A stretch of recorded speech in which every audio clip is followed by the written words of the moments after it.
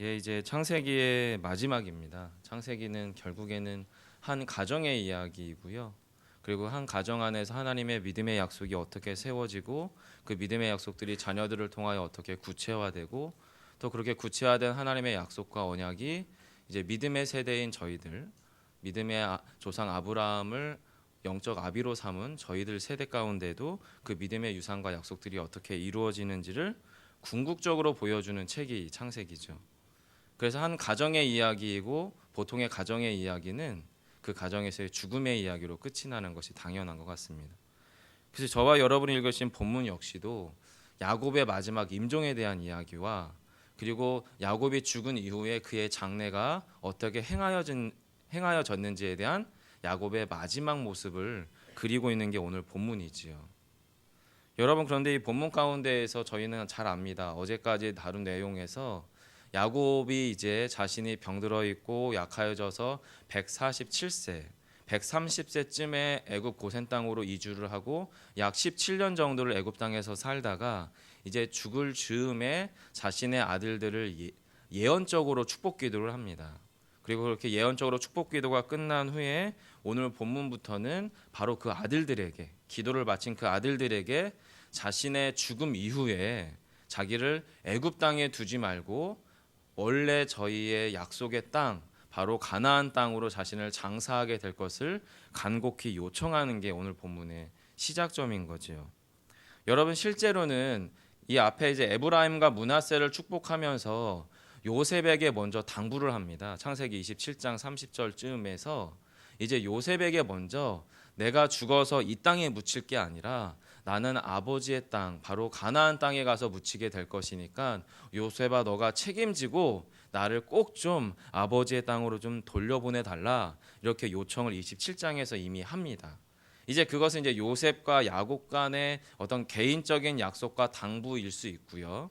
오늘 본문은 말 그대로 아버지가 마지막 유언으로 공적으로 모든 아들들을 향해서 이야기하는 거예요. 근데 여러분, 앞에 27장에서 요셉에게 당부할 때에는 이렇게 자세하게 설명하지 않았습니다. 여러분, 본문을 잠시 보시면 막벨라 굴에 대한 설명을 합니다. 30절이죠. 이 굴은 가나안 땅 마므레 앞 막벨라 밭에 있는 것이라. 위치와 지명이 어딘지를 좀 정확하게 설명을 하고요. 또 그것의 출처가 어떻게 출발되었는지 아브라함이 햇사람 에브론에게서 밭과 함께 사서 그의 매장지로 삼았다 하면서 자신의 아버지의 아버지 아브라함에 대한 이야기를 하지요. 그리고 아브라함과 그의 아내 사라가 거기에 장사됐고 또 그의 아버지 이삭과 리브가도 장사됐고 또 나의 아내 레아도 그곳에 장사되었기 때문에 나도 역시 그곳으로 가서 장사를 하게 해달라라고 하는 요청이 바로 오늘 이 본문인 겁니다. 여러분, 이것만 보면은 이제 실은 저희 아버지께서도 이제 고향에 조그만한 산이 있고 거기에 이제 절 어릴 때 벌초를 하러 다니면 거기에 이제 계신 이제 저희 할아버지랑 할머니 또 그 위에 이렇게 보면서 벌초를 해주시면서 거기에서 어릴 적에는 그냥 벌초만 하고 아버지랑 같이 그렇게 여행 삼아 오는 게 좋았던 기억이었다면 어느샌가 이제 저희 아버지가 연세가 드시더니 당신도 이제 당신의 누울 자리를 준비해야겠다는 얘기를 종종 하시더라고요. 그리고 실제로 이제 그렇게 해가시는 것 같아 보였는데 그게 이제는 조금 다르게 다가오기도 합니다. 사실 여러분, 이 본문을 읽으시면 저와 여러분에게는 그런 느낌이 먼저 좀 앞서지 않을까라고 싶거든요. 근데 죄송하지만 이 본문은 그런 맥락하고는 전혀 맞지 않습니다. 사실 이 본문의 이 맥락은 요셉에게 이 했던 야곱의 이 당부가 정확하게 이 땅이 야곱에게 가져다 주는 영적 의미가 사실은 중요합니다. 내가 선산을 준비했다. 내가 내 누울 자리를 준비했다. 예, 이것도 물론 우리의 인생 가운데 매우 의미 있고 중요하고 어찌 되면 인생의 마지막 즈음에는 준비되어져야 될 부분이 당연한 거긴 하지만 그것이 전부가 아닌 게 사실은 이 본문이다라고 하는 겁니다. 매장지에 대한 매우 소상하고도 역사적인 설명을 야곱이 자신의 죽을 즈음에 이야기한 것은 내가 그 땅을 미리 확보해 놨으니까 거기에 좀 꼭 좀 보내달라고 하는 어떤 표면적인 당부 이상의 영적인 의미가 사실은 그 땅 가운데 놓여 있기 때문입니다. 그의 인생 마지막 즈음, 야곱의 인생의 마지막 즈음에 그는 지금 신앙적인 자신의 본향, 하나님의 약속의 궁극적인 출발점, 그리고 하나님의 약속에 대한 회상, 이것들이 그의 마음 가운데, 영혼 가운데 가득 차면서 지금 요셉에게 또 아들들에게 자신이 묻혀야 될 곳이 가나안 땅임에 대하여 이야기하고 있는 게 이 본문이다라고 하는 겁니다. 그래서 여러분 히브리서 11장에 보면 믿음장이라고 저희가 부르는데, 제가 잠시 이 부분에 대한 히브리서의 언급을 제가 읽어드리겠습니다. 21절과 22절인데요. 믿음으로 야곱은 죽을 때에 요셉의 각 아들들에게 축복하고 그 지팡이 머리에 의지하여 경배하였으며, 22절입니다. 믿음으로 요셉은 임종 시에 이스라엘 자손들이 떠날 것을 말하고 또 자기 뼈를 위하여 명하였으며, 이어서 23절에서는 무슨 이야기가 나오냐면 모세 얘기가 나옵니다. 거기서는 임종시에 죽을 때가 아니고요. 23절은 믿음으로 모세가 낳았을 때에 그 부모가 아름다운 아이임을 보고 석 달 동안 숨겨 왕의 명령을 무서워하지 아니하였으며. 여러분 히브리서의 주체는 뭐냐면 믿음입니다. 아무개가 죽을 즈음에 그것이 주체가 아니고, 믿음으로 야곱은 죽을 때에, 믿음으로 요셉은 임종시에, 믿음으로 모세는 낳았을 때에, 즉 이 본문의 상황, 지금 29절로부터 32절의 그 모든 상황 안에 녹아있는 신앙의 정수는 이 상황에 대한 믿음의 해석입니다. 인생의 처음으로부터 인생의 마지막에 이르기까지, 또 인생의 곳곳에 놓여있는 모든 고난과 어려움들 가운데에서 최종적으로 신자는 그 상황에 대한 믿음의 해석이 있어야 될 줄 믿습니다. 그래서 지금 믿음으로 야곱은 자신의 죽음을 해석하고 있고요. 믿음으로 요셉은 아버지의 죽음을 해석하고 있습니다. 그리고 믿음으로 야곱은 자신의 자녀들에게 자신의 자녀들을 그 믿음으로 축복 기도하고 예언하고 있습니다. 사랑하는 성도 여러분, 이 본문 안에서 야곱의 인생의 마지막 즈음에 우리가 기억해야 할 것은 우리의 인생에 최종적으로 남을 게 과연 그럼 무엇이겠느냐라고 하는 질문이 우리 안에 필요한 것 같습니다. 130세 인생의 마지막 말년쯤에 자의반 타의반으로 애굽 땅으로 이주해 왔습니다. 그리고 죽은 줄만 알았던 요셉이라고 하는 아들이 애굽에서 최고가 되어 있었습니다. 그리고 그 아들 안에서 번영을 맛봤습니다. 애굽의 귀족 이상의 대우를 사실 야곱은 이 애굽 땅에서 충분히 누렸었습니다. 하지만 그것이 야곱을 더 기쁘게, 더 행복하게, 더 만족하게, 또는 이 땅 가운데의 삶에 더 미련을 갖게끔 하지 않았었던 것 같습니다. 왜냐하면 그의 말년쯤에 그는 누차 자신의 자녀들에게 하는 이야기가 나는 가나안 땅으로 돌아가야 한다라는 거지요. 우리의 삶에서 사실은 이 부분은 오히려 저보다, 이곳에 앉아 계신 연배가 저보다 훨씬 많으신 저희 성도 여러분들에게 묵직하게 다가와야 되는 본문일 수도 있어 보입니다. 하지만 인생의 많고 적음과 상관없이 신자라면 하나님 앞에서 우리의 인생의 마지막 즈음에는 바로 야곱과 같은 결정, 지금은 내가 나의 어려움 때문에 거기에 압도당한 나머지 기도도 끊어지고 열정도 끊어지고 하나님 앞에서 신앙적인 경주가 무뎌질 수 있지만, 이 즈음에는, 내 인생의 마지막 즈음에는 앞에서 우리가 찬양을 불렀던 것처럼 예수 그리스도께서 오셨을 때에, 부르실 때에 그 인생의 마지막의 슬픔과 예수 그리스도를 만날 것에 대한 재회, 영적 재회의 기쁨이 이중적으로 섞여 있는 그리스도인의 뭔가 조금은 아이러니하지만 그 이중적이지만 너무나 극적인 기쁨이 우리 신자들 삶에 녹아 있어야 될 줄 믿습니다. 여러분, 이 본문 가운데에서 저는 그 부분들이 느껴져요. 야곱에게 그랬다면 요셉에게는 어땠냐면, 여러분 너무 슬펐습니다. 신자가 이렇게 울어 제껴도 되나 싶을 만큼 요셉은 너무 슬퍼합니다.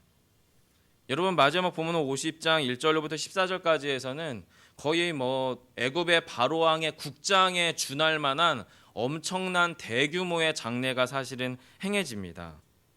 50장 1절에서 이제 야곱이 숨을 거두었고요. 50장 2절에서 그 야곱과 어쩌면 요셉에 이르기까지 애굽의 장래 문화를 쫓아서 미이라로 아마 그렇게 준비되어져 가는 본문이 2절에 보입니다. 그리고 그렇게 미이라로 준비되어져 온 모습이 3절에 보시면 40일이 걸렸다고 이야기하고 40일 동안 야곱을 그렇게 미이라로 처리해 나가는 과정 속에서 애굽 사람들이 애곡을 하는데 자그마치 70일을 애곡합니다. 이 규모가 여러분 일단 느껴지시면 될 것 같고요. 그런 상황 가운데에서 4절로부터는 요셉이 요청합니다. 우리 아버지가 약속하신 또 원하셨던 가나안 땅에 가서 제가 장례를 치르고 돌아오겠습니다. 바로에게 요청하니까 바로가 그럼 기꺼이 그렇게 하라라고 허락을 합니다. 그리고 나서 그 장례 행렬의 규모가 어느 정도인지 7절부터 나와 있습니다. 여러분 7절과 8절, 9절 함께 읽도록 하겠습니다. 함께 합니다. 시작.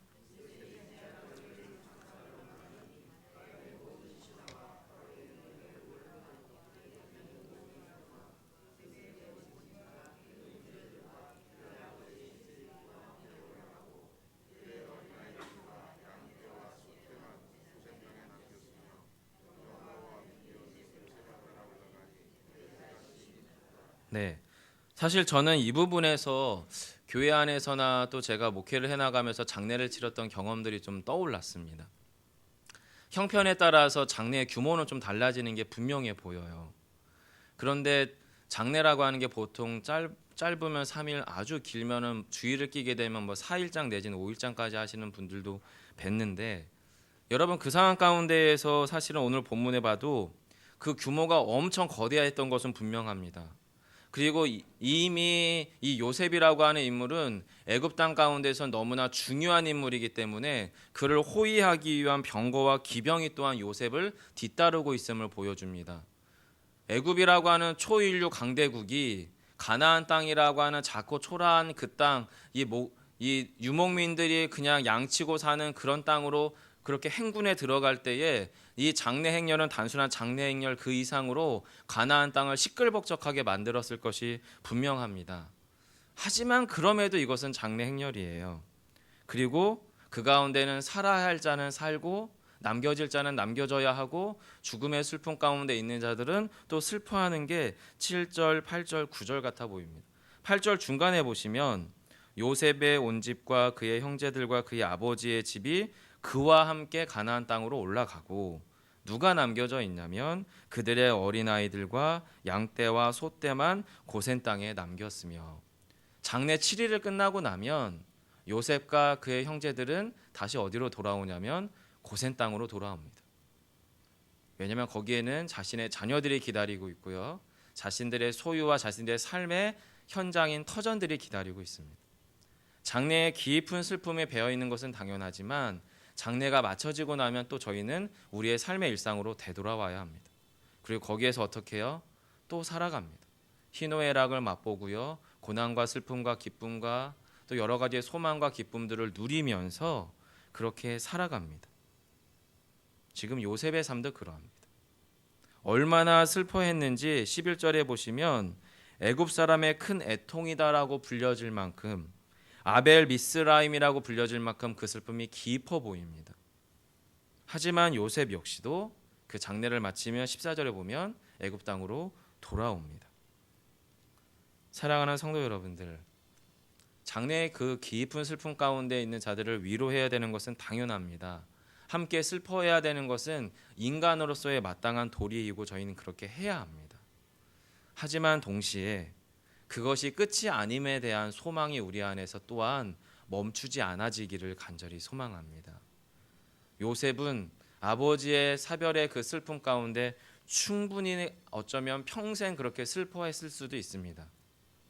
실제로 17세의 형들의 배신에 의해서 애굽 땅으로 팔려지고 그렇게 해서 30세쯤에 애굽의 총리 대신이 되고 그가 110세의 세상을 떠나게 됩니다. 요셉이. 그러면 그의 삶은 이집트에서만 약 93년 정도를 사는 거예요. 그에게는 가나안 땅은 먼 땅입니다. 기억이 그냥 가물가물할 수도 있고요. 17세쯤 됐으니까 가나안 땅에 대한 추억이 있을 수는 있지만 그 추억들이 그렇게 아름다운 추억들은 아닙니다. 아버지에게는 사랑받았는지 모르겠지만 형들에 의해서는 수없이 천덕꾸러기 취급당하고 무시당하고 따돌림 당했던 것이 요셉의 가나안 땅에서의 기억입니다. 하지만 요셉에게서는 그의 삶의 고향은 애굽 땅이었습니다. 풍요로웠죠. 최고의 권력자였죠. 모든 것을 누렸죠. 하지만 히브리서 11장에 있는 본문처럼 그의 임종시에 그가 요청한 것은 자신의 시체를 가나안 땅으로 가지고 가달라는 유언이었습니다. 그 말은 무슨 말이냐면 그가 아버지를 떠나보내고 이집트 땅에서 약 90여 년의 세월을 살아가는 그 모든 여생 가운데에서 그 역시도 아버지 야곱의 하나님이 그의 심령 안에 심겨진 나머지 애굽 땅은 잠시 거쳐가는 곳이고 그가 가야 될 약속의 땅은 하나님의 약속이 머무는 곳은 바로 저곳이구나라고 하는 것이 요셉의 마음에도 머물러 있었던 것 같습니다. 여러분, 이것이 저는 믿음의 유산인 것 같습니다. 야곱을 통해 그것이 요셉에게로, 그리고 요셉의 그 믿음의 유산이 지금 이 시간 이 말씀을 통해 저와 여러분에게로, 그리고 저와 여러분에게 심겨진 이 약속의 유산이 지금은 어쩌면 아직은 귀가 열려 있지 않고 마음에 와닿지 않겠지만 여러분의 자녀들과 여러분의 주변 그 누군가에게로, 성경이 최종적으로 창세기를 끝내고 출애굽기로 나아갈 때에 그 가운데는 치열한 출애굽의 역사들이 기록이 됩니다. 그리고 그 출발점에는 가나안 땅에 대한 본향에 대한 하나님의 최종적인 부르심에 대한 강렬한 소망과 그 부응하고자 하는 신자의 열망이 바로 이 본문 안에 녹아 있습니다. 오늘 이 시간 기도하며 또 오늘 이 시간 오늘 하루를 살아내실 때에 여러분의 그 삶의 현장 가운데 저와 여러분을 구원의 여정으로, 믿음의 여정으로 부르시는 주님을 깊이 맛보시는 오늘 하루가 되기를 간절히 소망합니다. 기도하겠습니다. 살아계신 아버지 하나님, 감사합니다. 고맙습니다. 귀한 믿음의 공동체 안에 시간을 정하게 하시고 찬양하고 주의 말씀 가운데 머무르며 주의 생명의 말씀이 우리의 영혼에 닿아 우리가 이 땅 가운데서 어찌 살아가야 하는 존재인지를 깨닫게 하심에 감사합니다. 하나님, 저희는 요셉의 화려한 삶을 부러워하기도 하고 소망하기도 하고 추구하기도 하지만 그것이 전부가 아님을 저희는 잔칫집이 아닌 초상집에서 알게 됩니다. 그리고 그 가운데에서 인생의 덧없음과 망자와 또 유족에 대한 슬픔 가운데 함께 슬퍼하는 가장 인간스러운 모습이 저희 안에 또한 있습니다. 하지만 주님, 그것이 끝이 아님에 주님께 찬양을 올려드립니다.